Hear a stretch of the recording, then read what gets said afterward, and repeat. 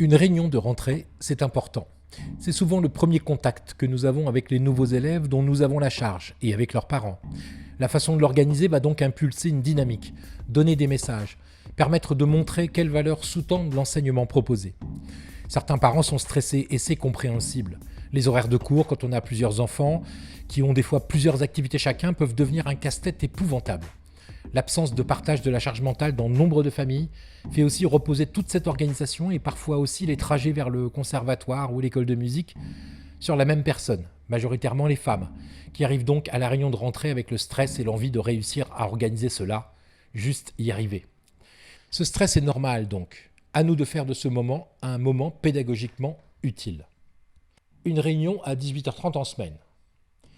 En cas d'impossibilité, pas de passe-droit possible. Ceux qui sont dans l'impossibilité de venir se verront proposer un horaire à l'issue de la réunion. En général, cette impossibilité de prendre son horaire avant débloque bien des disponibilités.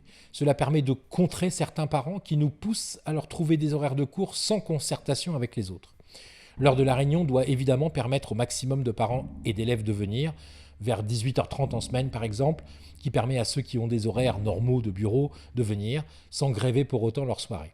Il faut insister pour que les élèves soient présents aussi, quel que soit leur âge, pour faire de cette réunion un moment de pédagogie.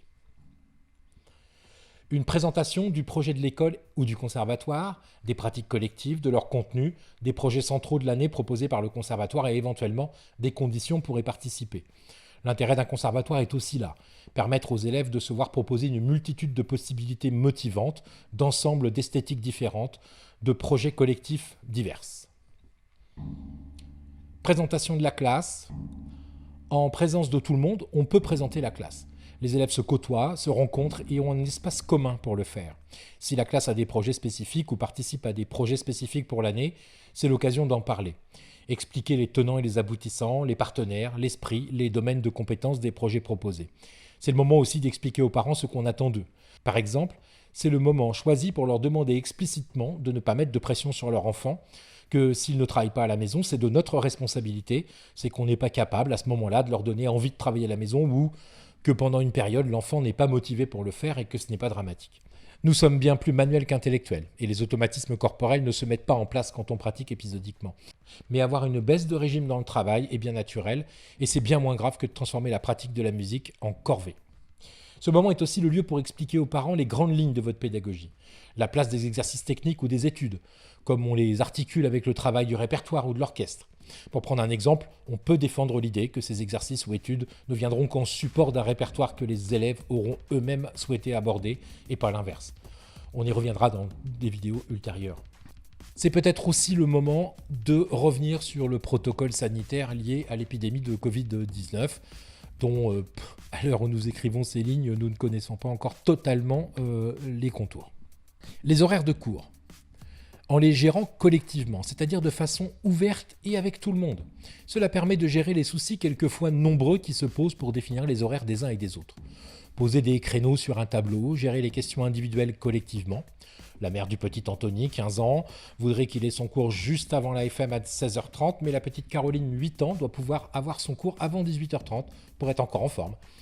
L'expérience montre que les égoïsmes et les volontés de passe-droit ne résistent pas à une discussion collective dont l'enseignant est l'organisateur et le modérateur. Cela permet à chacun de prendre en compte les problèmes des autres, de ne plus se focaliser sur ses seules problématiques. Évidemment, il faut annoncer en début de réunion l'ordre du jour de celle-ci et empêcher les parents qui ont leur horaire de partir avant que tous les horaires ne soient déterminés. Pour cela, les prévenir qu'il faut rester et qu'aucun horaire définitif ne sera donné tant que les horaires de cours ne seront pas décidés pour tous. L'autre grand intérêt d'une réunion de ce type et de la gestion collective des horaires de cours, c'est les questions pédagogiques.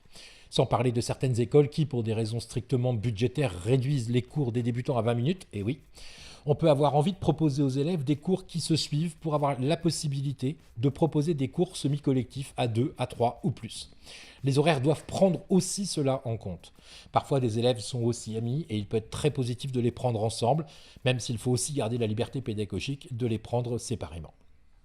Enfin, et si c'est possible, notamment en raison des restrictions liées à l'épidémie de Covid-19, Organiser un petit moment convivial autour d'un verre de jus de fruits ou d'un petit gâteau est une excellente chose. Ça peut être tout à fait la tâche des anciens élèves de la classe que d'amener des gâteaux et des jus de fruits. Et ça peut permettre d'avoir un moment convivial et aux élèves de se connaître les uns les autres pour réellement former un groupe et pouvoir s'entraider par la suite tout au long de leur apprentissage de la musique.